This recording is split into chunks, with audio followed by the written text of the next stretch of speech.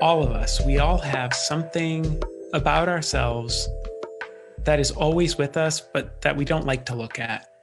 You know, it's maybe something that drives us, something that we feel maybe embarrassed by. Like for a lot of people, it's a sense of like imposter syndrome. Yeah. You know, like I don't belong in this room. And I can tell you the number of people in my life who are people you've heard of probably, right? Who are, you know, CEOs, who are otherwise thought leaders, influencers, etc. You know, my advice to anyone who cares is make friends with that, you know, whatever it is, because it's going to be with you, and there's nothing you're going to do to get rid of it. It's your passenger. It's probably the fuel in your tank. And when everything is said and done, chances are wherever you succeed in your life, it's probably because of that thing. Right? That thing that sort of gnaws at you and that you feel embarrassed by, but is probably your strongest asset.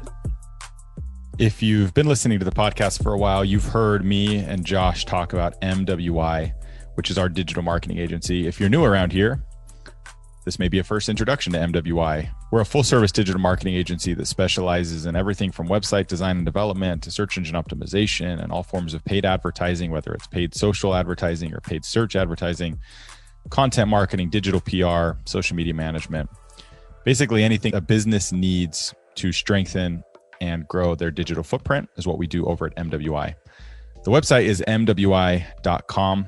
And for any listeners of the Hope Strategy podcast, I'd love to offer a free 20-minute consultation with yours truly to talk about your business, to talk about your goals, to understand, you know, what you need to be doing from a digital marketing strategy and action plan standpoint in order to yield some results and grow your business online.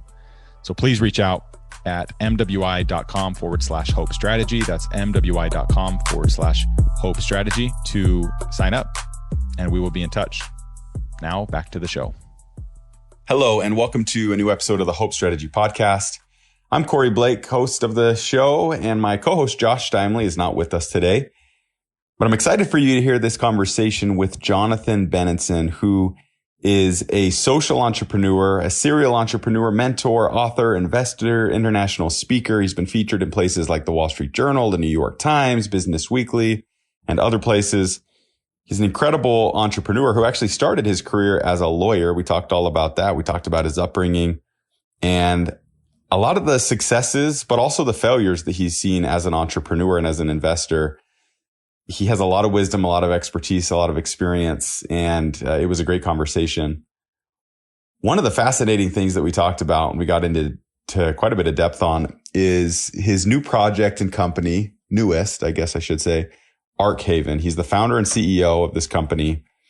And I guess to kind of preface what the company does and why it exists, I believe the statistic from the conversation was that within 30 years, it is estimated that 50% of people will be permanently unemployed due to technology.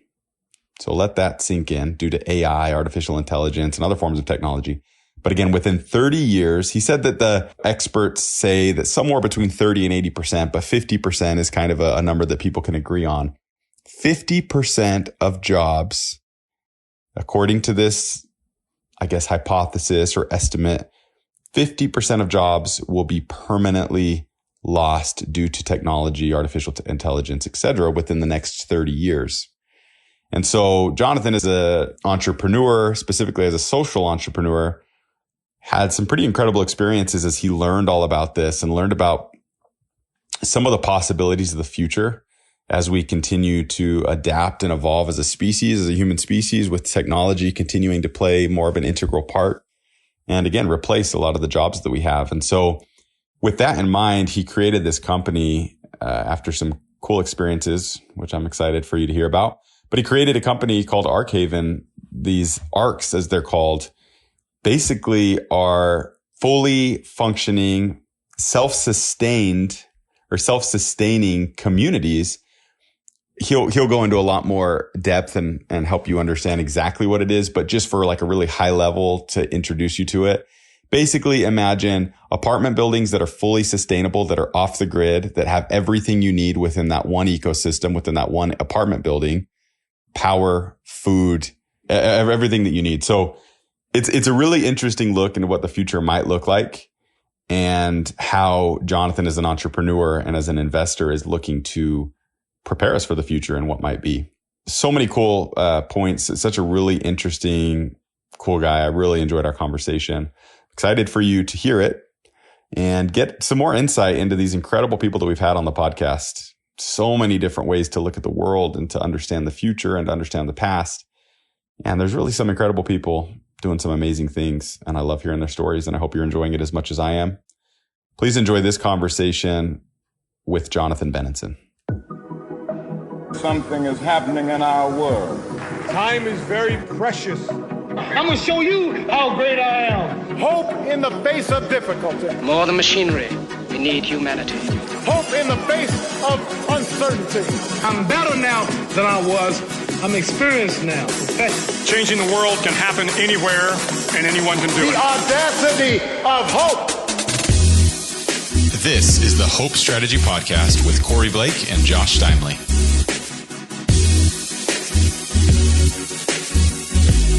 I'm excited to meet you. Josh isn't going to be on today. It's normal. He's kind of on like maybe 3/4 of them, but scheduling. He actually just launched another podcast.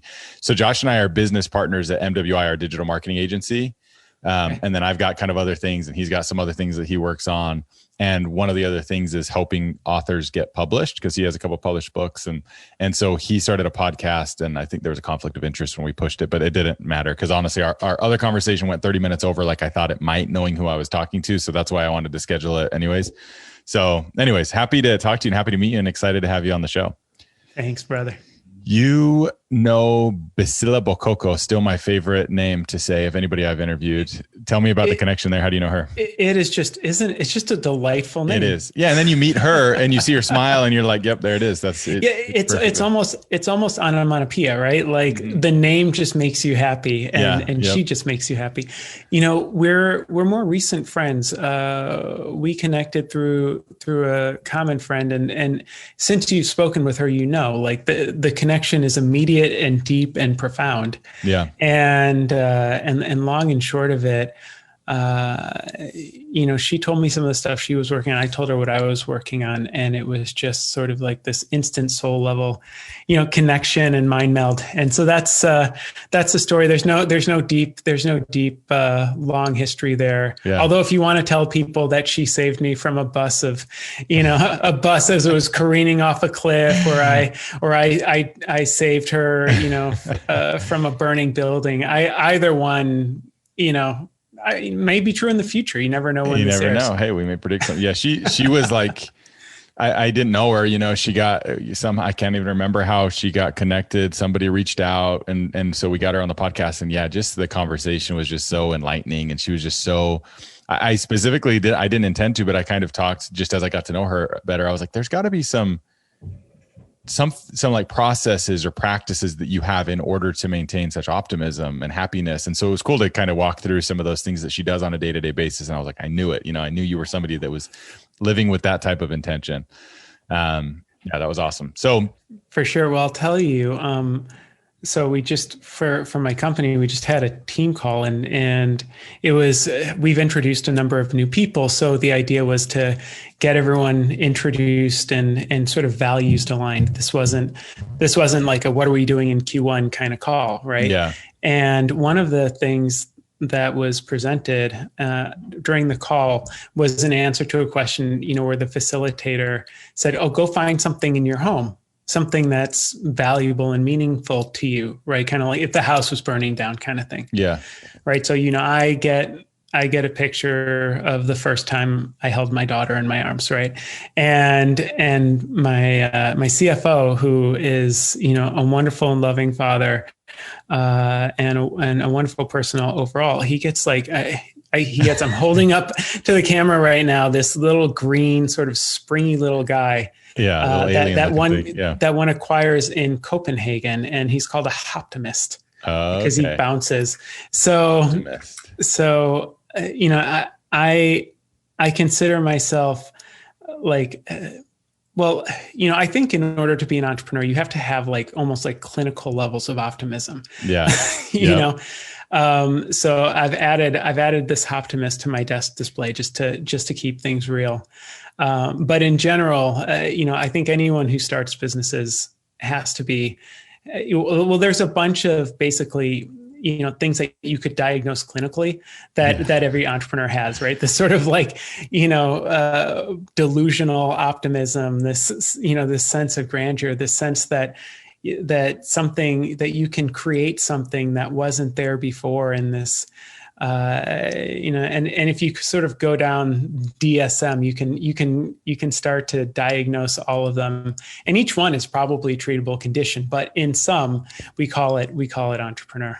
Yeah, that's a great way to put it, and it is true. There's you couple the optimism, the ambition, like you said, the kind of grandeur, that vision of grandeur of like, oh, I'm going to do this thing that's going to change the world and change people's lives and whatever, or the smaller thing that may not be so big, but yeah, you put all of that together, and then as I've talked to more and more people, you tie it with like grit and just like, I will not fail, and like I'm going to go down swinging if I am going to, like there's a certain grit. And I know you listened to that guy Kawasaki interview we did a few weeks ago, and that's what I was like, what do you've seen like the best of the best, and you've also seen failures. Like, what do you chalk it up to? And that's what he said is it's just grit. It's just a certain level of tenacity that some people have and others don't, that either lead to, huge successes or sometimes epic failures. So, yeah, awesome.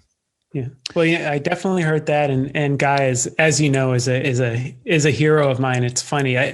As I sort of followed the well-worn path from entrepreneur to mentor to investor, right there were many times to my mentees over the years. I mean, it was codified into my mentorship approach for a very long time, that, the 10, 20, 30 rule. Yep. That guy Kawasaki, I don't know if that was his idea or if he just expounded it, but I attribute it to him. And, and I agree, with grit as being, a necessary condition. The way I look at it as an investor, is, if you're stepping up off the sinking ship, you should be wet up to your waist, right? Like you should be half underwater. That said, when people ask me, how did I get to where I am? What was my path? The artsy answer is that, oh, well, every step along the path to my success has miles of foundation beneath it that I can neither see nor understand. Of course, like what I really mean is that I don't know, I'm lucky. Like, good or lucky, it's luck. Anyone who tells you they were good is, they're either trying to fool you or themselves, or they're trying to sell something, right? It's, you can do everything right and just fall on your face. And that's just the reality of it.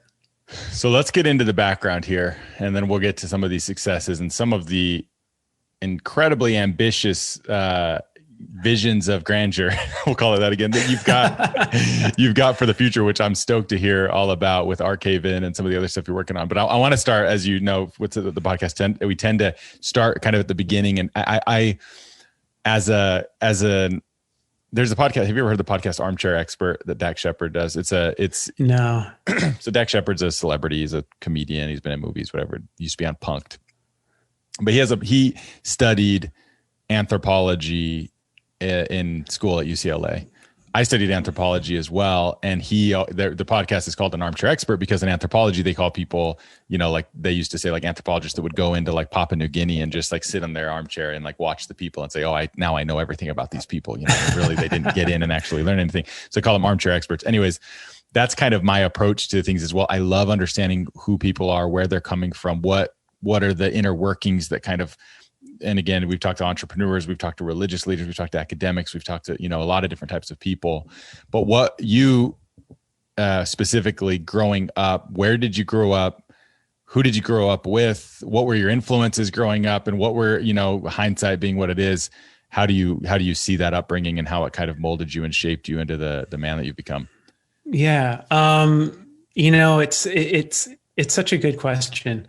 And I'll tell you, I was born in Detroit, Michigan, and I kind of grew up 8 miles north of 8 Mile. Okay, And 16 Mile. If you've seen that movie, it's well, and it's like, so the sort of big joke, right, in my life is, in that movie, right, you've got Eminem and he's like in a rap battle, and it's like poor white kid, rich black kid, right? Mm-hmm. And that's, whoa, right? And at some point he says, well, I know something about you. I went to Cranbrook, and that's a private school, right? Yeah. And so my connection to the movie is I went to Cranbrook, and that's a private school. But I kind of I joke a lot that I think I was like the poorest kid in the richest school. Yeah. And not that in any way really influenced my life or my upbringing. I mean, I had a very, very wonderful life. My father was a medical researcher and physician, and lymphology, right? Lymphology. Well, yeah. What is lymphology? So, boy, I'll just have to pull up Wikipedia for you really quickly. Look, it's it's the study of the lymph system, and everything we know about lymphology now, in many ways, goes back to my father. So he was a big mind and a wonderful role model in a lot of ways for me and my siblings, and my mom as well was she had come from a very, very cool job in New York where she was in the perfume industry. She retired and came on board as full-time mom, and so I came from this wonderful home, and growing up, I always felt like I was a little on the outside, right? You mentioned earlier that when you just wanted somebody to talk to you, so whatever they called you, he's like, yeah, I'll go. There was what that dynamic was. Yeah, there was, looking back, you can sort of, with some time and distance say, well, I was really, really empathic, very, very young. Mm-hmm. And, that's a skill that it doesn't play well, right? When the boys just, want to do football and baseball and not really interested in talking about feelings. Yeah. And then there's this like boy girl dynamic that starts to develop where both sides have cooties, right? Yeah. I was kind of in the middle, and I always had one or two really good friends, and I was always very grateful to have those one or two really good friends growing up. And as I got a little older, middle school and then high school is really, really, really started making friends, and had some really, really good people that came into my life. And then as I left and, went to university and went into real life, right, I started getting more friends, and I started sort of figuring out myself more, figuring out my very weird, wonky, mostly inappropriate sense of humor, and figuring out how to modulate myself in a lot of ways. And I think people sort of caught up to the sort of empathy thing, right, where that became an asset rather than a drawback. But this all, it's funny, this all sort of came back to me a few years ago. I was giving a talk to a bunch of kids who were graduating from Cranbrook, from my high school. And I was trying to think, well, what is the life wisdom that I can give anyone, right? Like I don't have enough gray hair. I don't have enough life. And I don't know if I have, wisdom for myself, let alone anyone else. Yeah. And I'll tell you, I spoke with my wife about it, and I said, well, what is the thing you wish you knew? And we talked about it. I went, to my cave. I thought about it.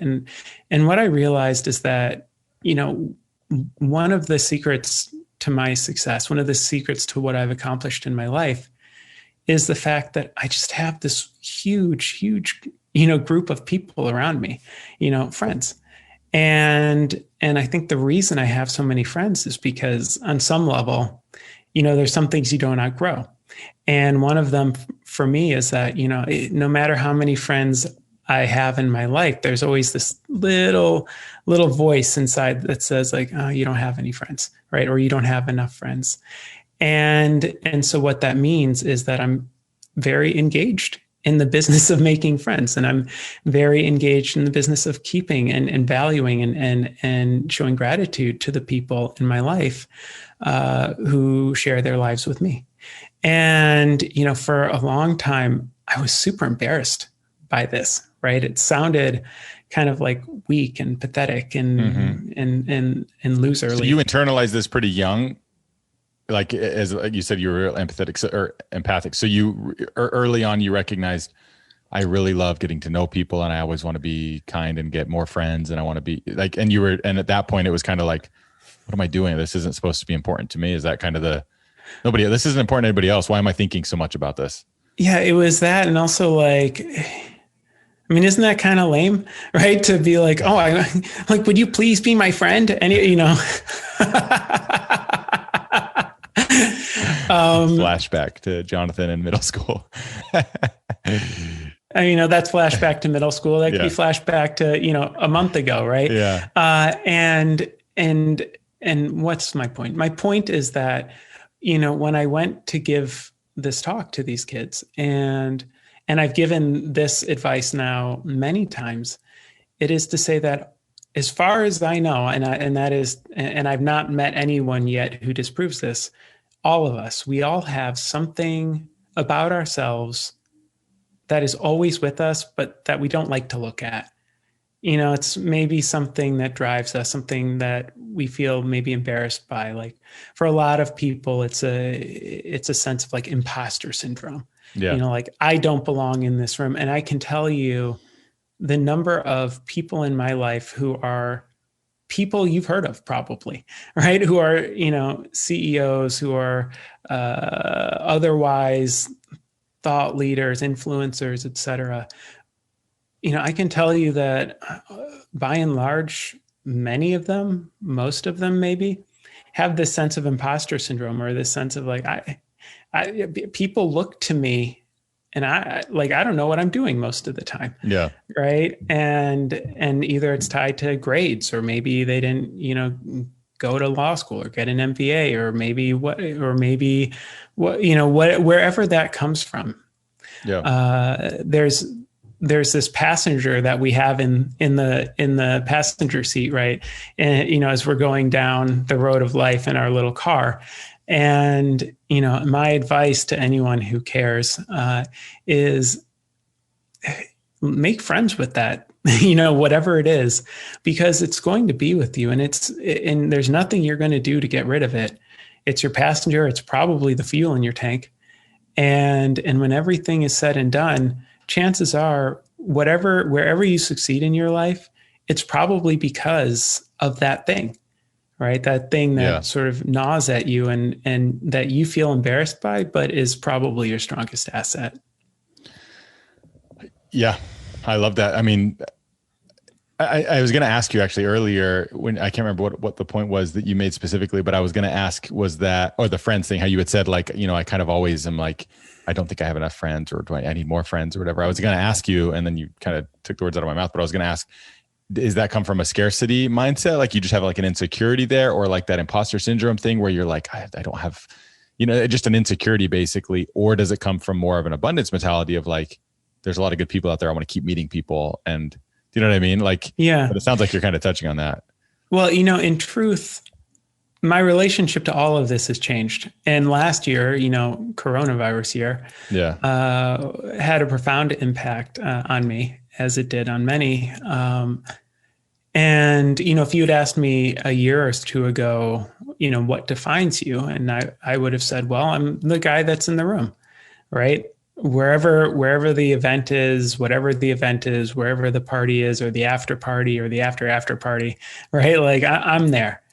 And it's just, because I truly love people. I truly love getting to know people.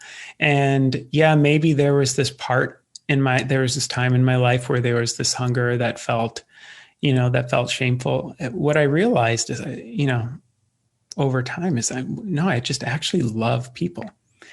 And, and it's, being helpful to other people, doing things for people. It's not a transactional thing for me. I don't do things to get things back. I help people where I can because it makes me happy to help people, truly. And, and I like bringing new people into my life because they inspire me and they teach me new things. And I get to, I have like 5 jokes. So I get to use them on someone who hasn't heard them before. There's all of these benefits. And also over the past year, as many of us has, I've sort of refined and refocused a lot, right? It's starting to feel more like I would rather have, 5 really good friends who, I can call at 3 a.m. to say like, bring over a shovel. I need to hide this body. Right. Like, instead of having 5,000 people who are, who I do care about, but it's just not that level of depth. You know what I mean? Yeah. I completely know what you mean. I tend to be one who has a couple of really close friends. Family I'm really close with, and so I kind of keep family pretty close. There may be more, but friends, I tend to have a couple of close friends that I have that relationship with, and I'm on the other side when it comes to like going to the events. I'm very introverted in those situations. I don't enjoy that, and so it's kind of, especially professionally, it's been funny how I can turn it on. My wife will be like, "That's so interesting that you'll go like to this meeting and like just not want to talk because that's your natural self is just to kind of listen." But then if I have to turn it on and go speak at an event or go to a networking event or something, it's like, okay, I can wrap my mind around professionally being that person because it's a tool to get, whatever, to make progress in my career, but I can really easily turn it off. And I would prefer to turn it off a lot of the time. So what was, okay. So you grew up there in Detroit and then you eventually went on to college, you have a law degree.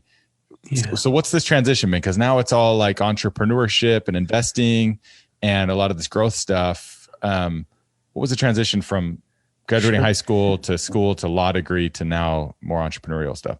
Well, I mean, I was always practice law as well, or no? Or you? No, if I did for 5 years, I think. Okay. 5-6 years. I mean, yes, I still practice law a little bit in the sense that like you never stop practicing law. It's like having a pickup truck.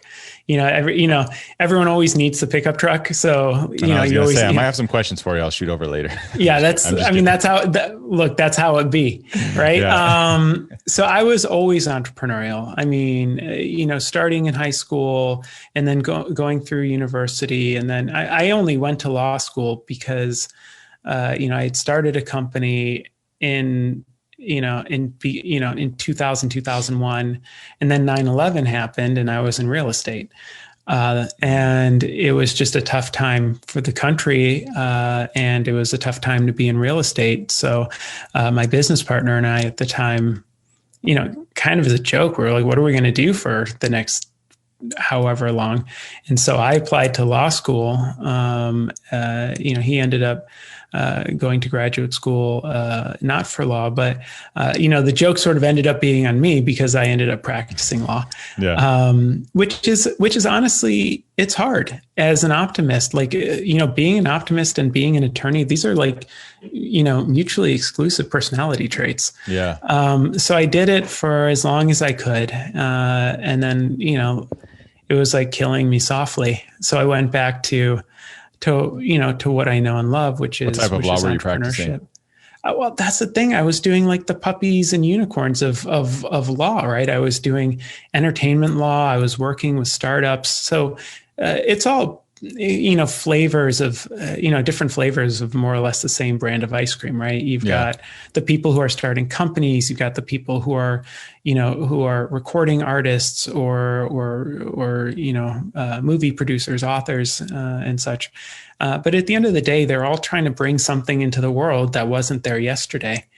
And, their job is to come in starry-eyed, hopeful, and optimistic. And my job is to stab that optimism, over and over again with poke as many holes in it as possible. Right. It's like, no, it's all going to go down in flames. And that's why you need these contracts. Yeah. Right. And truth be told, you do need the contracts. It's just, I didn't want to be that energy. I didn't want to be that person in the room because, like the real me was on the other side of the desk with them going, yeah, this is going to be great, guys. It's going to be awesome. Yeah. And then,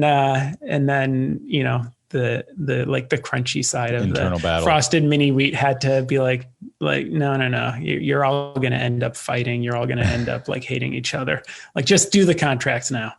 So what did you leave law to do? Did you have a startup that you started while you were still practicing? And then? I came out of law. So prior to law, there's just sort of two companies I want to tell you about. We don't have to get into the whys and the wherefores of the companies. That's not as interesting as, to me at least, as the lessons I learned. Mm-hmm. Right. So as you might recall, I come from, a home where my father was a physician, my mom was a mom. And even though I was surrounded by big business people, right, I went to school with, the children of the C-suite of the big three automotive companies and a lot of the. And you went to school with the kid from 8 Mile too.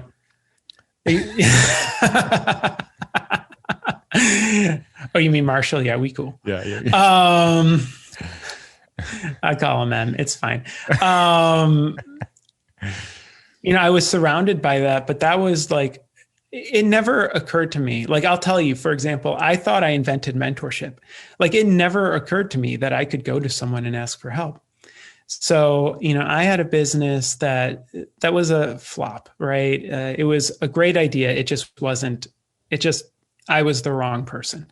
And along the way, I made every possible mistake you could make. I mean, like almost in alphabetical order. And when everything was said and done and I was sort of picking up the pieces, I looked back and I said, oh man, well, on the plus side, I can never screw this up again. I have learned everything there is to learn, and therefore I will never fail ever again with another company ever.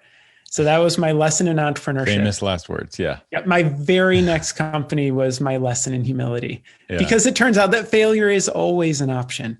And there's this guy, he's out of Colorado and he runs a really cool journal, and he did an interview once and he compared himself to like a katana blade. Right. And he's like, yeah, it's like, I'm this like super sharp blade, but like, in order to get here, I just had to get, like put in the fire and then hammered a bunch, and then put in the fire, then hammered more. And oof, boy, that's the truth. Right. You think you got it, you don't got it. You think you got it, you don't got it. You get it. And if you think you got it, like, because you were good, like chances are, most people go in, for round 2 and they say, holy shit, how am I this bad at it? I just exited. Yeah. Why can't I do this again? Well, because it's luck as much as anything else, Yeah. And I've learned that lesson over and over and over again. And I've seen that as I've worked with others as well, is that when you're younger, still it's funny because it's just a cycle. I still think this way, right? But like, it always seems like, oh yeah, they figured it out. They figured it out. The more you start to work with the people that figured it out, you realize, oh no, they didn't figure it out. They worked really hard. They worked harder than other people did. There's a healthy amount of luck involved. They took risks that other people weren't willing to take, whatever it might be. But even most of the time, it's been very rare the time that I've met somebody that, even like you said, that imposter syndrome, there's very few people that actually feel like they have it figured out. Most people are like, I don't know how I got here. I'm just kind of making this up as I go. Right. Like, and the more you see that, I guess it gives you hope, because you're like, well, I guess I can do it too, but there's so many variables at play, that like you said, that luck, or again, that grit, or whatever it might be, that really, but really we're all just figuring it out. Right. And we're all on different levels, and you see the person that you think has it all figured out, but really, truly they're looking at somebody else and saying, I think they figured it out. I'm working to get there. Like, it's just an endless cycle, it seems. Well, I want to go back to something you said because you kind of hit the nail on the head. But before I do, it's just, I want to acknowledge and share my appreciation for all of these people that you're talking about and yourself as well. Because if you can admit to others and admit to yourself, more importantly, that it's luck, right? If you could admit to, yourself and others that, well, I don't know what I'm doing, and if you can if the person you look up to is yourself 10 years from now, right? Like if that's the direction you're headed, then you have some level of self-actualization that is just going to make life so much easier for you. And I think it makes life easier for the people around you because you're not painting life with unrealistic expectations. Yeah. So, so from that point of view, kudos to you and to the people around you who are open to that and who are saying that, because that's so huge. And I think it's really important to hear. And this goes back to what you were saying, talking about taking risks. There's a statistic I make up every time I say it, and it doesn't matter because whatever it is, it's probably pretty close to true. 99.4725% of all companies, right, die in the heads of their creators before they ever see the light of day, right? And the song that, or the words to the song that go along with that is, well, I'm not good enough. I'm not smart enough. If this were truly a good idea, someone else would be doing it. I can't leave my job to do this. I don't have time. All of it basically boils down to, something based on fear or based on a belief that is, I'm not good enough, right? Or I don't have what it takes.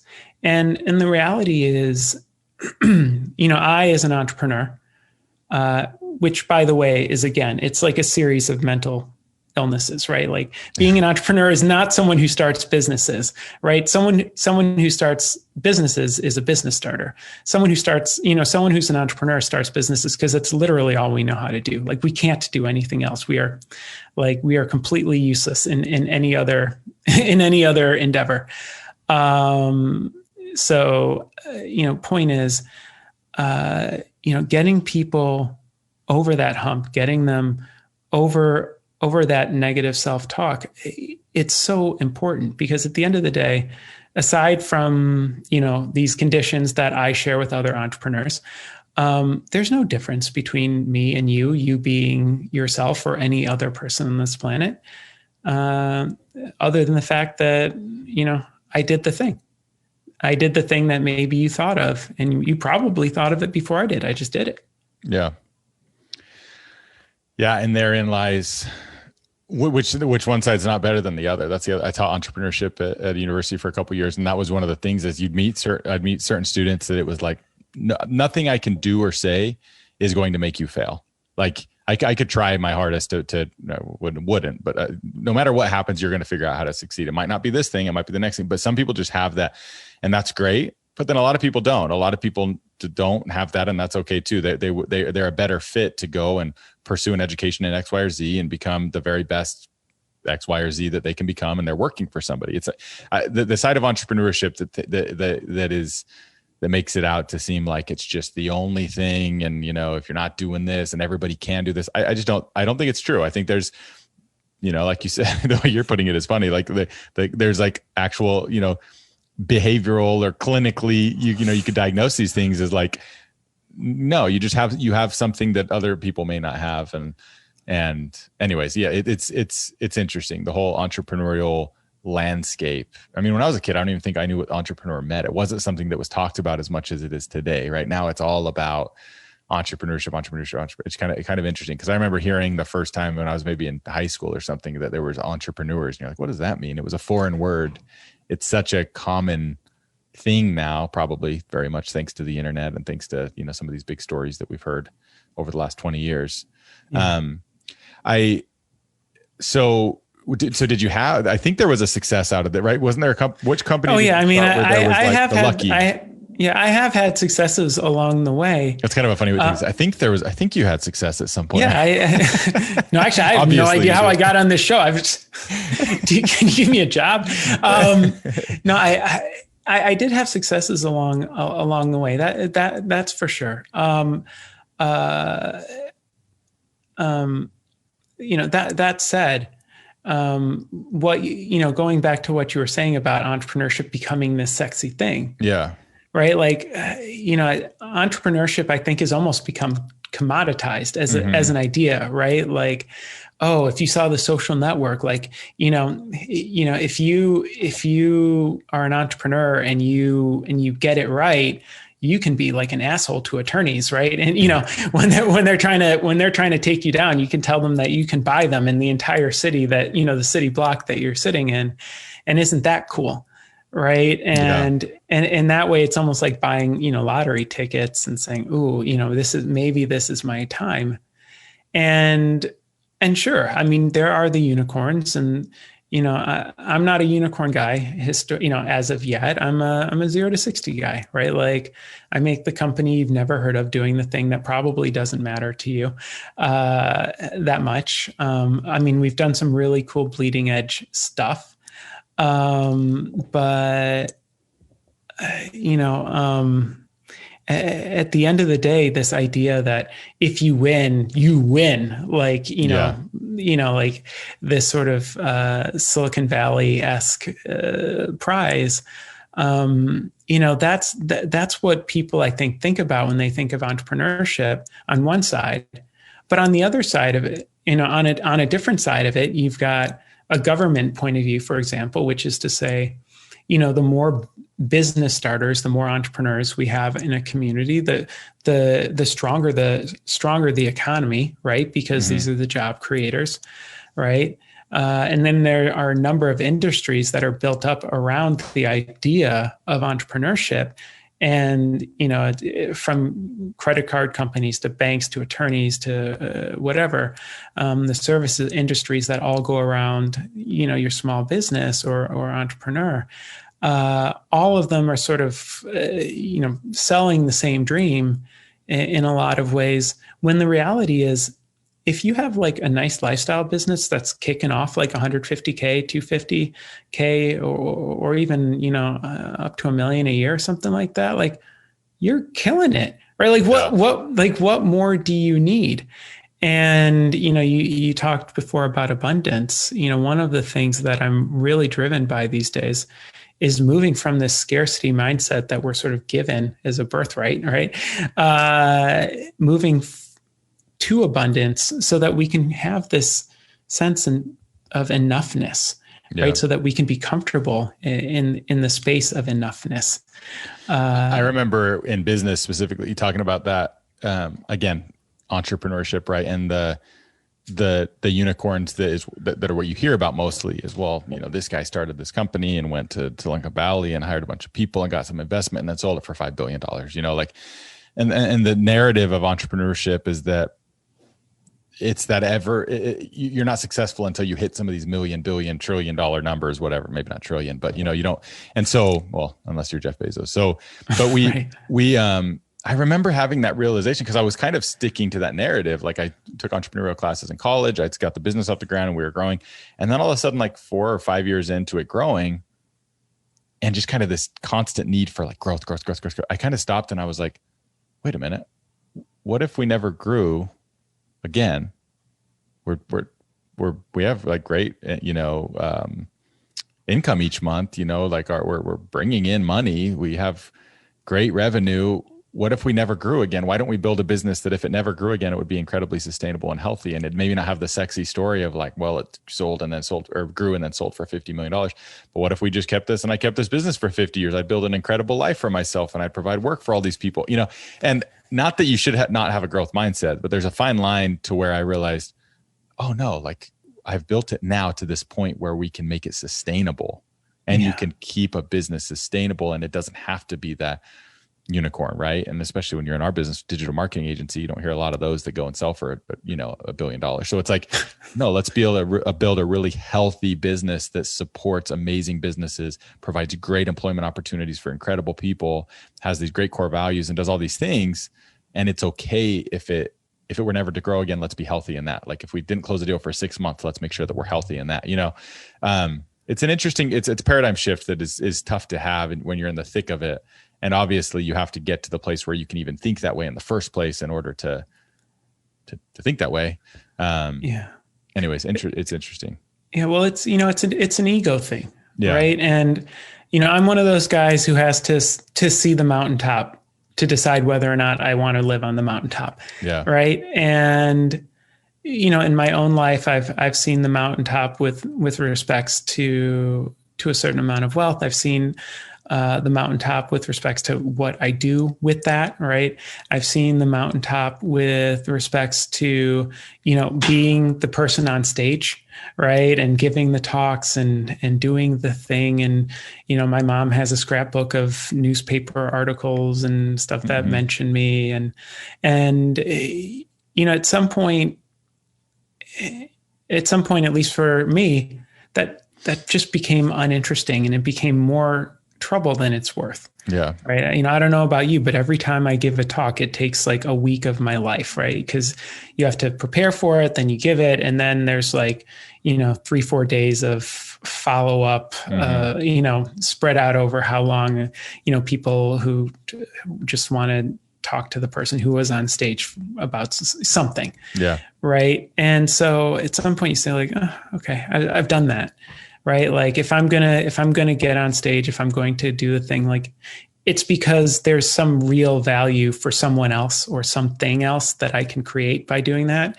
It's not for me anymore. Right. Like I don't have that drive, and it goes to the business as well. I mean, you want to have a growth mindset if that's what's necessary for the business to survive and to thrive, and to provide the life that you want to be able to provide for your employees and their families and for yourself and your family in that order. Right. And if there are things that you feel like you can do, with more resources as a company, then sure, you should be looking to grow. And if not, like there's nothing wrong with tending your garden. And if that's, unless you're like this legacy minded person who just has to have a Wikipedia page and, it has to be in your grandkids' textbook or something like that. Right. Yeah. Like, unless you're that kind of person, God, there's just nothing wrong with at the end of your life, laying there and thinking, man, I provided a good life for myself, my family, and for a bunch of other people who dared to follow this dream that I have. Like that's enough. Huge win. Yeah. So what are you working on right now? So all of this coming, kind of to where you're at currently, what are you doing? Sure. So about 6 years ago now, I watched a video on YouTube, and the video is called "Humans Need Not Apply." CGP Grey is the channel. It's a great channel, not a sponsor. And humans need not apply. That's what the video is called. Humans need not apply, and it was basically the TLDR of the whole thing. The revolution is coming, AI and automation, and if you think that this is going to be the same as the other revolutions in history where some people lost jobs because of a growing skills gap, or their jobs became obsolete, but new people got those jobs, or they could upskill into those jobs, and it was a bump in the road, but in general things went along as they were, only better, right? Mm-hmm. Like if you think that's what's going to be, you're wrong. Because the next people who take jobs are going to be machines, right? And that's the point. So, I mean, these days, this is a conversation we have, right? 6-7 years ago. Yeah, not at all. At least for me, this blew my mind. And so I basically spent the next few years in a think tank of one, thinking about, holy moly, what is the future going to be like when we've got like mass unemployment, like when we have a bunch of people who can't afford to feed themselves and their children, like what is that going to look like, and how do we solve these problems? And right, I guess the hypothesis or the idea is that within 30 years time, and this is what you're getting at, right? At least 50% of the people in the world will be permanently unemployed.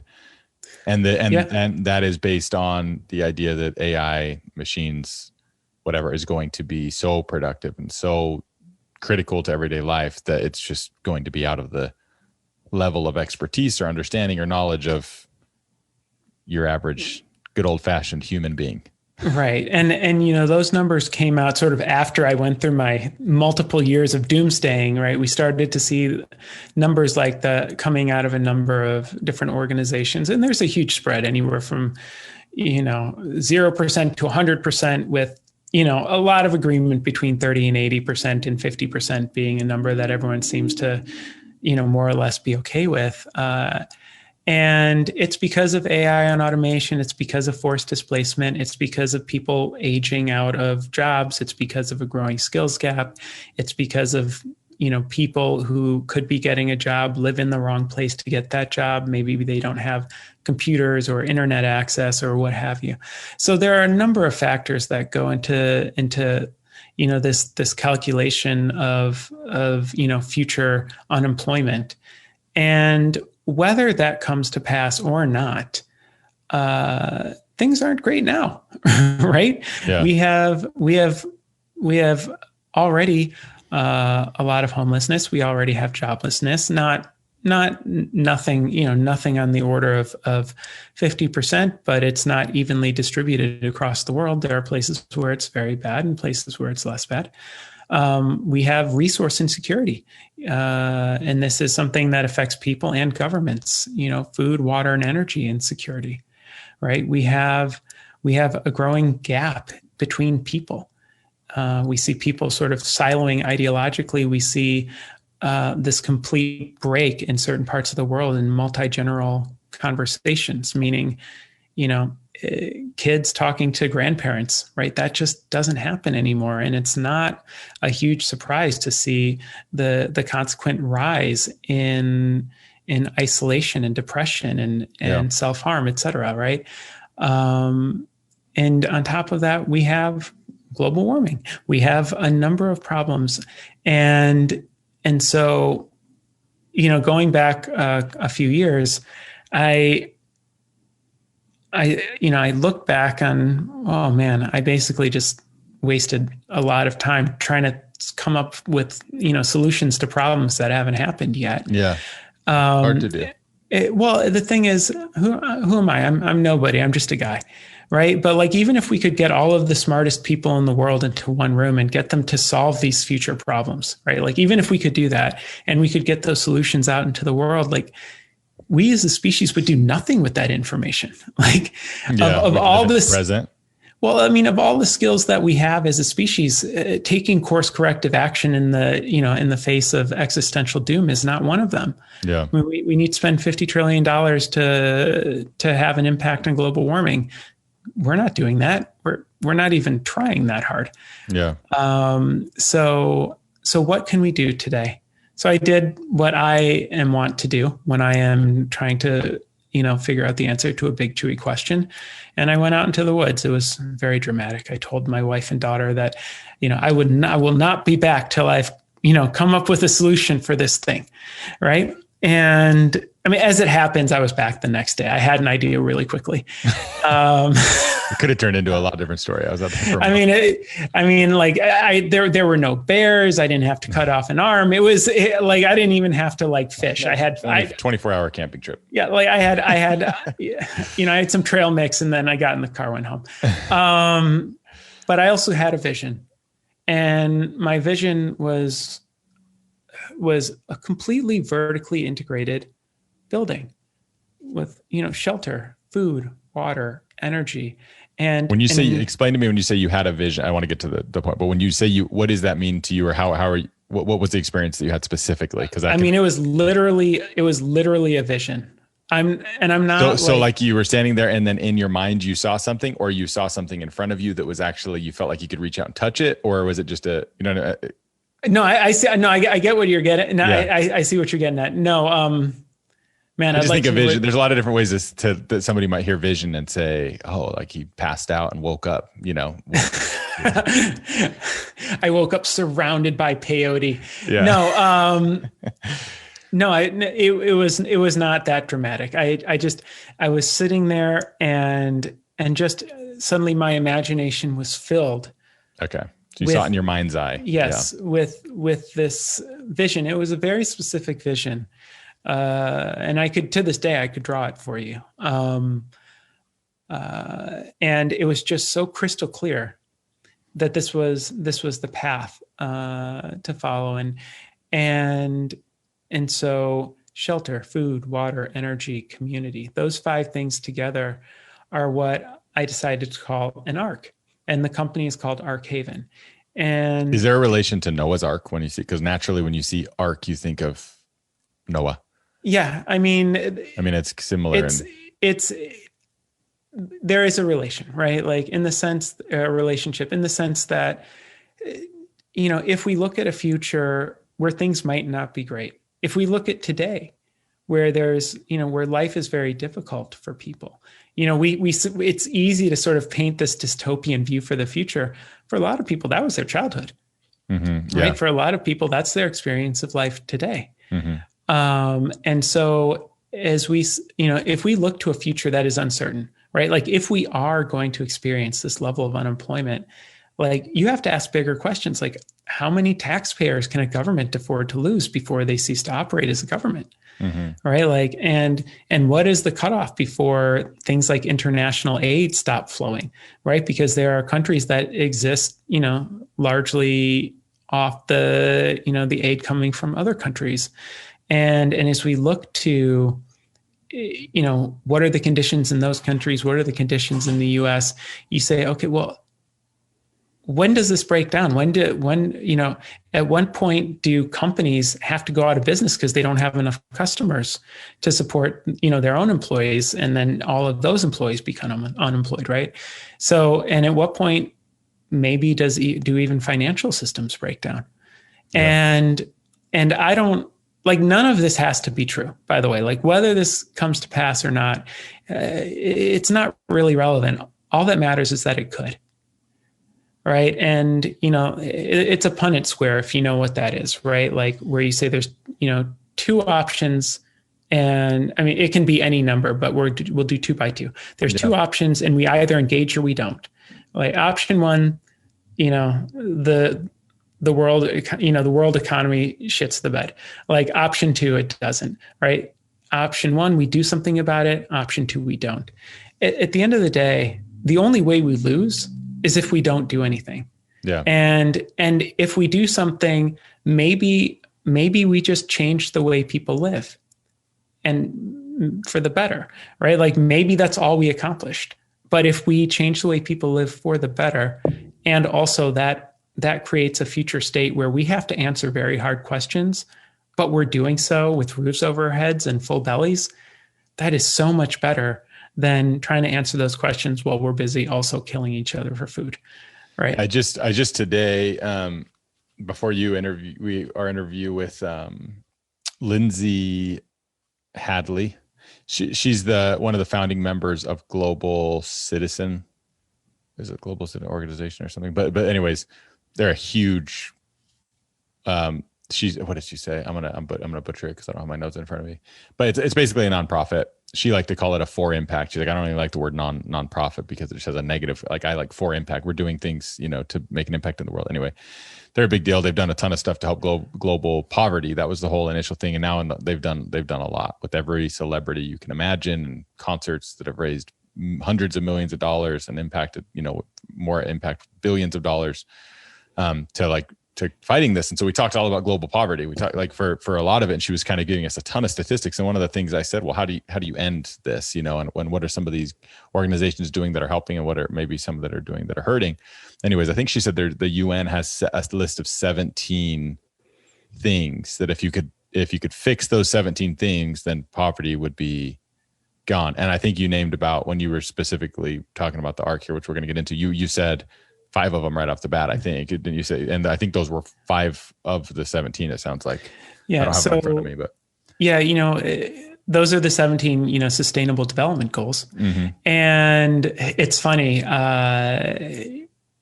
within the UN, they get a lot of pitches from people that want to solve problems, right? And they'll say, okay, well, which of the sustainable development goals are you solving? And, it's common for someone to say, well, all of them, right? Yeah. Like what I'm doing addresses all of them. And, in the sense that life is a seamless web and you can't tug one string without tugging them all. Sure, that's true. But in a very direct and literal sense, it's, aspirational, right? That said, ARCs are definitely addressing, quite a few of the SDGs. And, someone, told me with a straight face just last week, like, wow, you might actually be hitting all 17. And as I don't know about that, but it is, when you start looking at a lot of the problems in the world and say, okay, is this the problem or is this a symptom of the problem? Yeah. Right. What you ultimately, or what I shouldn't say, what I ultimately get to is that, there are a number of problems that come from scarcity, right? Either literal or perceived scarcity, right? Like I don't have enough, or I don't feel like I have enough. And you can be a billionaire and have scarcity. You can have nothing and have scarcity, and they both feel the same, in a lot of ways, right? Because it's triggering a bunch of processes biologically that we respond to, can't necessarily control, and it feels real, right? So what can we do to move away from scarcity to abundance, which is what we were talking about earlier, right? And if you can provide actual abundance, right? If you can provide an arc, which is so get back to the vision, because I feel like I went on a tangent and now people are probably listening like, wait, hold up, there's vision and then we never touched on it. So tell me what what you envision. We screwed up the elevator pitch here. That's my fault. I came in too many questions. No. I wrote an article once that basically ended with the line, "I don't need an elevator pitch. You need a longer attention span." There you go. That was not well received by a good portion of the readers and was very well received by everyone else. That said, going back to an arc, shelter, food, water, energy, community, right? The idea was and remains to this day, but the idea was this should be sustainable, regenerative, ideally off-grid, right? And something that we can give to people with abundance, right? Should overproduce food, water, and energy, right? So that the people who live in the ark can have more than what they need, so that they can share it with the people around them, right? In the broader community, right? And, and if we do that, then we're creating a condition today where we can have a for-profit business that can grow and scale, and where we can try over and over and over again to get it right. So it's the idea is we'll put it in terms that we currently have in our lingo, is an apartment building, a place where people live, where there's more than one resident. There's a lot of residents in this place, but it's completely self-sustainable. Yeah, that's a good way to look at it. Can you close the doors like biodome style? That's not necessarily the goal. The goal here is to provide enough for people that if something bad does happen in their lives or globally, that there's enough for them to survive. If I'm just looking at this entrepreneurially, this idea, but there's a community here in Arizona where I live. We're outside of Phoenix, very, very highly populated. I think the county that I live in is 1 or 2 largest in the country for like a suburban area. Anyways, there's a community called Agritopia. Mm-hmm. And it's just a development like the one right next to it. It's just a big subdivision. The houses are smaller, the lots are smaller, but it's nice, white picket fences, and it's this nice little neighborhood.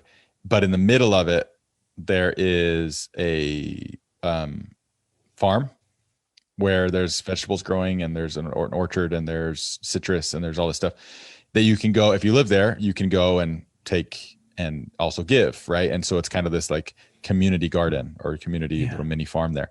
Then they also right there kind of within the same place, they have like a restaurant that uses food from that. And then they have a couple of small local business. They have like a hair salon, and they've got anyways, a couple other little small businesses that really the encouragement is to say like, we got everything you need right here in your community. And it's a very highly sought after community, not because it's some like ritzy, glamorous mansion neighborhood.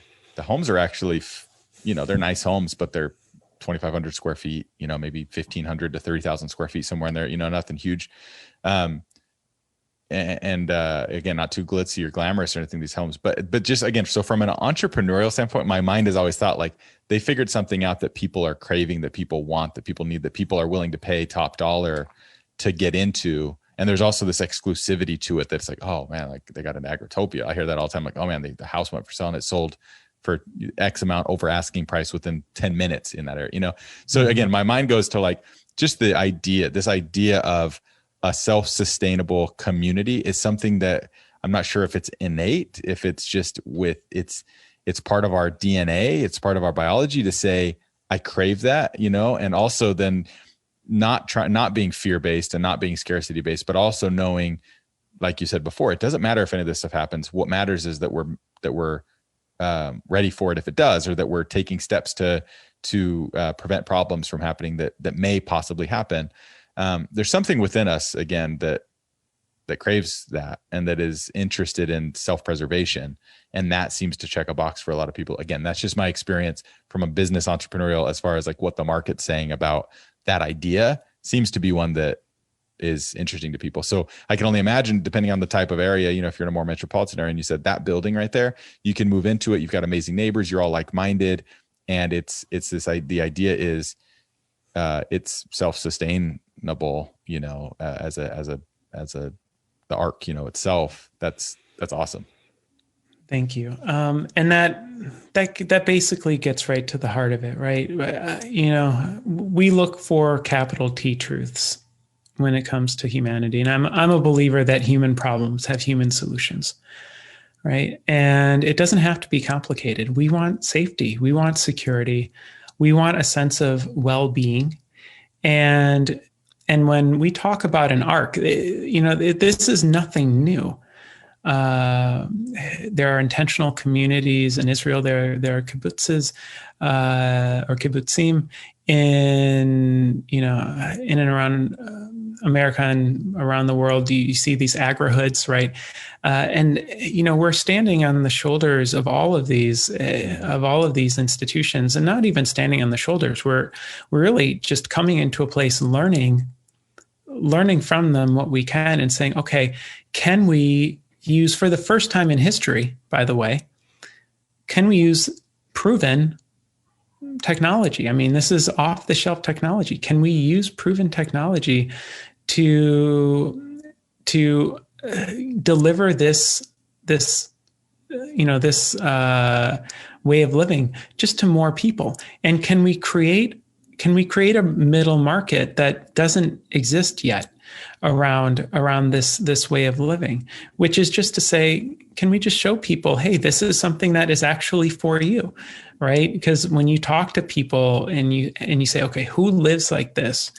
Some people will say, oh, that's how hippies live, or they say, oh, that's how preppers live, right? And sure, I mean, those are both things that are true, but it's really how we can all live. And given the choice, a lot of people do choose to live like that. And so the idea with an ARC is that today it's a for-profit venture, and we're going to use that profit basically to build as many ARCs as we can build, because there are two things that are true. One, I know for a fact that I can build an ARC, right? And two, I know for a fact that that we won't get it right the first time, which isn't to say that it'll be wrong. It's just, it won't be the perfect mix. It'll just continue to get better. Yeah. Right. So we want to collaborate with anyone in the world who will talk to us. We want to co-vision and co-create what an Arkhaven means in your community, right? Like, what are the challenges you're trying to solve? What are the things you need? What are the resources that exist in your community, so that we can build the perfect Ark, not to scale and mass produce, but the perfect Ark for you. And so, as we push out into new markets around the world, it all starts with local resource mapping. It all starts with a conversation that we have with people on the ground, so that we can do the right thing in the right way, or as close as possible. And the reality is, someone might come and say, well, you messed this up. You didn't do it right. And we'll say, yeah, we know. Right? Like, our core values are humility and curiosity. Like, all we know is that it must be done and that it can be done. And we're going to work really hard to figure it out. And today it's for profit. Tomorrow, if it needs to be, it's for free forever for everyone who needs it. I love those core values, by the way. Thank you. They go very well together. I can appreciate that humility and curiosity. So what's the next step then? I mean, where is this in process? I think you've been working on the idea for a couple of years now, a year and a half, a year. How long has it been? Yeah. So, we started this in 2019. I brought a team together, 2019. We looked towards the end of 2019, we went out to raise what we called an A round.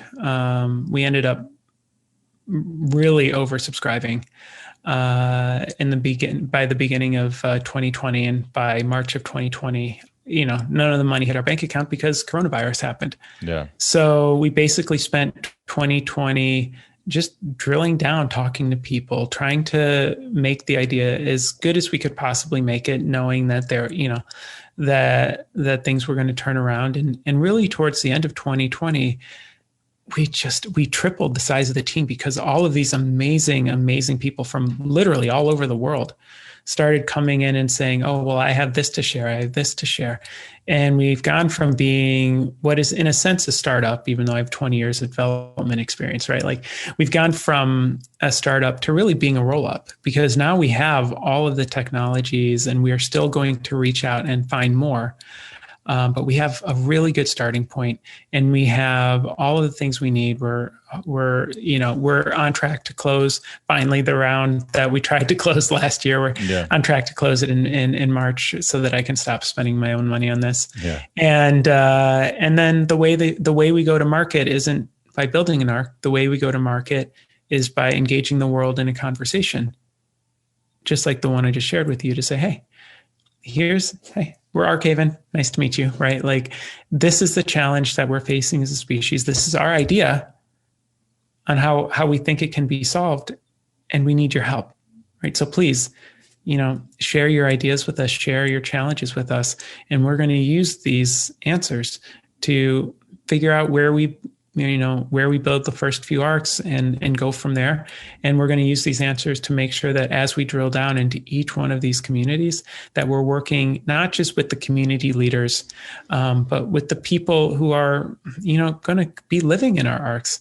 Say, hey, how can we do this? Because we want to not only provide, shelter, food, water, energy, and community. We also want to provide a testing ground so that we can start to test what are the elements of well-being, of happiness, for that we can create through design, that we can create through community values, that we can create through this lifestyle, and put those out into the world as well. Because at the end of the day, we have very little time. So when and where are you anticipating this? I mean, obviously there's a lot of steps to get there. The first step sounds like is getting some funding, and then doing the marketing and getting the message out there, and the brand building and brand awareness and stuff. When and where do you foresee at this point? Plans always change, but when and where do you see the first Ark? Well, we're in a very happy position of, without having advertised anything. You can go to Arkhaven.io and you'll see a website with our logo on it. There's really nothing to see there. And that's because we haven't wanted to announce yet. In fact, this is almost our first, in a sense, this podcast is really one of the most public things that we've done yet as an organization. That said, we already have, land that's been offered to us all over the world. We already have amazing and generous offers, subsidies coming from various, cities and countries literally around the world, because there's just an acknowledgement that it's time for this. So I'm less concerned where the first one goes than I am where the first three go. Mm-hmm. And why is that? Because every arc we build sends a message, regardless of whether it's the message we want to be received. For example, if we build it, an arc in San Francisco, that says one thing. If we build it, in Lagos or in Greece or parts of Greece or, in the Netherlands or Brazil and Sao Paulo, right? Like depending on where we build it, that sends a message about who we are and what we're about. And so, if I get everything I want for the holidays, we'll be building 3, not 1 to start. And it will be 3 very different parts of the world. And I can tell you without getting too deep into it, that we already have at least a sense of where those are going to be. And also we're just keeping the lines of communication open, because every time we have an amazing conversation with a world leader, with, someone who is in charge of a city or state, the idea grows, changes, evolves, and we're really not setting anything until we've had a chance to have a conversation with the people in these communities to see where the greatest excitement is for the first few arcs. Man, what a cool project. And I'm excited to see it pan out, see the next steps. You said the website's arkhaven.io, and that right now there's a logo there. And there's our very nice logo, and updates to come. We're about to make some changes across the board there, so stay tuned. But for now, the message is, in general, there may be some scary things coming, and things may not be great now, but if we can live in a way that provides, shelter, food, water, energy, and community to people, and they can share those resources and also those good feelings, right, with the communities around them. I mean, this isn't some sort of high-minded,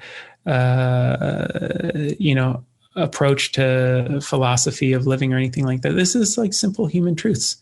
If we can give people safety and security and allow them and give them the ability to share with people around them, things will just be better. And we'll start to see, reduction in all of these problems we talked about before. Yeah. Man, I got about 50 more questions, but we can, we'll save it for another conversation. Is there anything else that you're working on right now, or anything else that you want to mention, or where people can find you to continue to learn more and kind of follow on with the journey? Or is there any other projects that you're working on that you want people to know about? I'm almost afraid to say it, because it would force me to follow through on something that I've been sort of dragging my feet on. You know what? I'm just going to say it. I'm starting a gratitude project. Thank you for inspiring.me, where I'll be writing open letters to people who probably never read them. But the idea is to start sharing my gratitude to the people who've inspired me along the way. and some in big ways, some in little ways. Sometimes it's just someone who I was like, man, I would love to grab a beer with this person or something along those lines, right? Yeah. So that's a project that I'm working on, and the idea there is to hopefully inspire other people to start sharing gratitude, because it costs you nothing, and it means so much to the person who receives it. So keep on the lookout for that. You can find me on LinkedIn. You can find me on really, that's a bit. I completely swore off social media. So what's that? I said that's wise. You know what? It's so great. I don't know about you, but like my reaction to social media is that when I do a lot of it, I go from like 0 to triggered in like less time than it will take the Tesla Roadster to go from 0 to 60. Right. Yeah. And I find that like just stepping away from that, I'm not triggered that way anymore. I don't get caught up in whatever the issue of the day is. And that's good, because, at the end of the day, I care, like a lot of us do. I just don't have the emotional bandwidth to care about everything. Right. So it allows me to focus on the things that matter. And I'll, if you come to me and say, hey, look, I need your support for this. Great. You have it. Like, I may not, stand on the wall with you because I've got to start this whole Arkhaven thing. But I am so with you on this, right? Just, Yeah, not to go down another rabbit hole right now, but you mentioned this earlier that I think it was this conversation. I'm pretty sure it was this conversation that it's kind of funny now that I've been doing the podcast for a while and I've talked to so many people. I like every day I'll have these thoughts kind of like, somebody told me once. I'm like, wait, did I think that? No, did somebody else tell me? I'm constantly trying to remember what amazing person told me this thing. But earlier you said something along the lines of, even if we knew that was going to solve all of our problems or something, would we do it? Would we actually change anything? It's like our human nature change is hard. And it's really interesting to me with social media. I don't know anybody I've ever talked to, including myself. I'm preaching to myself right now. I don't know, but anybody I've ever talked to that says, "Oh, I'm much better. I'm a better person. I'm a better friend. I'm a better family member. I'm a better dad, mom, sibling, whatever, because of social media." Almost everybody would agree. Oh my! And the thing people say is, "Oh my gosh, like I wish I didn't use my phone so much. I wish I wasn't staring at my screen so much." Or, "Oh yeah, I stopped using Instagram for a week and it was such a better week." But then we're right back on it, right? Like it is kind of interesting when we know the data now, we have enough information. And again, preaching to myself here, that shows it's a waste, there's good in it, right? There's always good in everything. And there's hope in it. There's optimism you can find on it, whatever. Hope Strategy podcast is a great place to, to find it. We use it as a tool. I run a marketing agency. I use it for our clients, like all this stuff. But we just know that if everybody overnight just said, let's not use this anymore and let's get back to communicating in our families and in our communities and in our states and in our cities and in our country, whatever, in different ways, then it tends to be much healthier. And like you said, even if this stuff is interesting, we only have so much emotional, psychological bandwidth. And once we've used that up, it gets overwhelming. And then we see increases in anxiety and depression and all these things, right? So we could go down an entire rabbit hole on that, but it is interesting. It's one of those things that we know is not good for us. But well, I would love to have that conversation, because, it's, and this is like another hour conversation, but the short version of it is, Social Dilemma. Maybe you saw that. If you didn't, I'll wait. I did. Yeah. You can go see it now. And then, one of my favorite podcasts after this one, obviously. Is the Happiness Lab.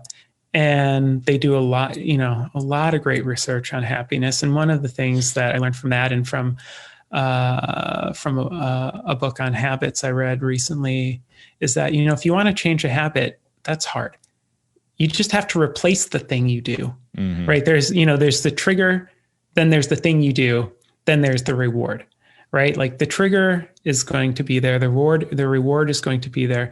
It's the thing you do in the middle that right now, maybe it's Facebook or Twitter or whatever the kids are doing these days.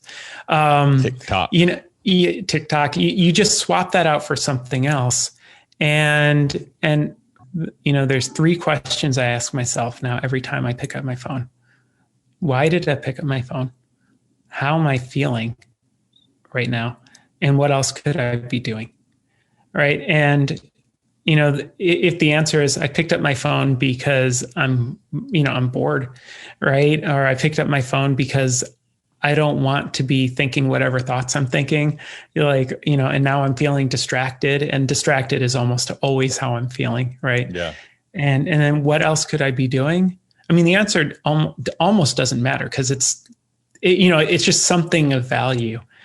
Right. So it's not like you give up social media to exercise. That's not going to work. Right. Like, you have to find something that's sort of like equally rewarding and replace it with that.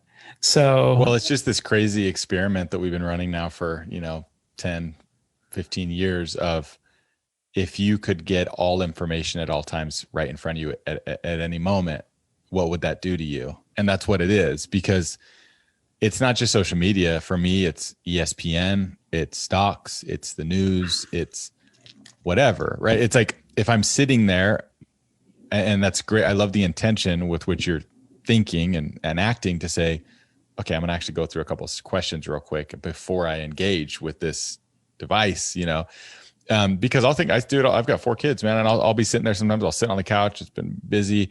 And I'll be like, oh, did the Jazz win the game today? So I'll pull out my phone and I'll start like flipping through. And the next thing I'm reading an article about Kyrie Irving doing this and this and that, all this stuff going on. And I'm like, and then I notice, oh, dang it. And I'm almost ashamed to say it, but I think everybody out there does this, where it's like, oh, my sweet little 2-year-old sitting next to me and she's wanting some attention,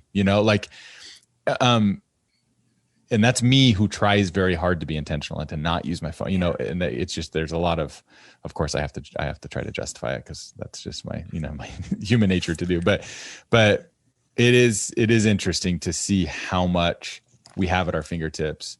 And the other thing that's funny is, like, how many conversations are you in now where it's like, yada, yada, yada. Oh, who was in that movie? Like, and it used to be like, I don't know. Let's talk about it for a second. I can't remember. Now it's like, somebody's like, hey, Siri. Right. Like, then there goes my watch already listening to me. But, somebody has to have the answer immediately. We're just like constantly need the data, the information, the knowledge, whatever. And it's just right there. And it's interesting to see how that'll continue to evolve. I mean, there's no way that it's not. I don't know how we shut that down completely. But those 3 questions you ask yourself are a great place to start for anybody. Is to how can I become more intentional with how I engage, with these tools? Yeah. And I'll just add that when you do have these moments, and it's invariably something big, right? Like, I'm looking at my screen while my infant daughter is looking in my face, right? Like, there's this, there's moments like that where you're like, God, what kind of trash human am I? Yeah. Right. And I think the relationship that we have with ourselves in that moment is very difficult, right? Because I think the normal reaction is to say, this is bad, I'm being bad, or I'm a bad person, or whatever, right? I would urge, to the extent that anyone actually hears this part of what we're talking about, I would urge them to not respond that way. Not go to say, okay, route. To say, okay, I see that this is happening.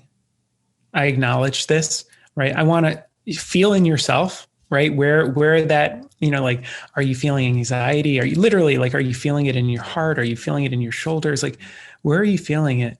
And then just acknowledge that, right? Just say, okay, sit that's with there it for a minute. Yeah. Yeah. Just like, it's okay. And then just let it be, let it go.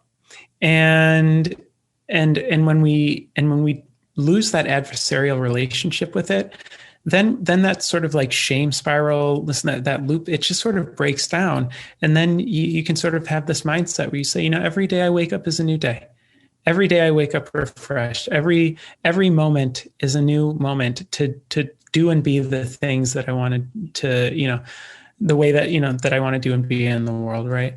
And so if you step away from that, you remind yourself as often as you can to ask those intentional questions and find like a meaningful other thing to do.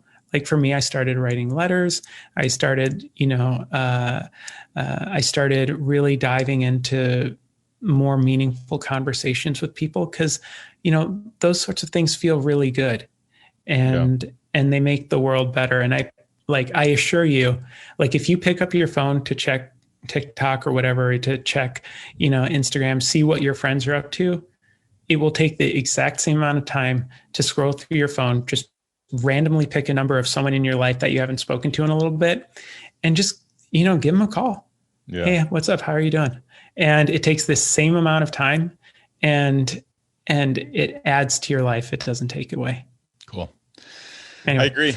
I agree. And I do want this to stay in the podcast. So Tom, if you're listening to this, keep it in, edit it, put it where you need to. But no, yeah, we could keep going. So maybe we'll have to talk again at some point. But man, I'm glad that Basila put us in touch, and I look forward to hopefully staying in touch. Keep me posted on what you're working on, and everybody go and follow this story. I love what you're working on. That Arkhaven.io. It'll be fun to see the updates on there as you keep going at it. And yeah, appreciate your time. Thanks for sharing so much with us. And thanks for taking so much time.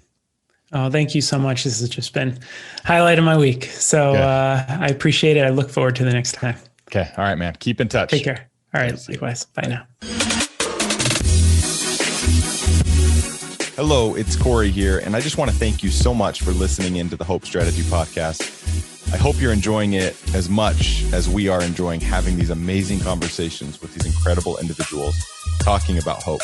We'd love it if you wouldn't mind liking, subscribing, and leaving us a review on iTunes or Spotify or anywhere that you listen to your podcasts, and share it with anybody you feel that can benefit from these messages of hope. Thank you so much for listening to the Hope Strategy podcast.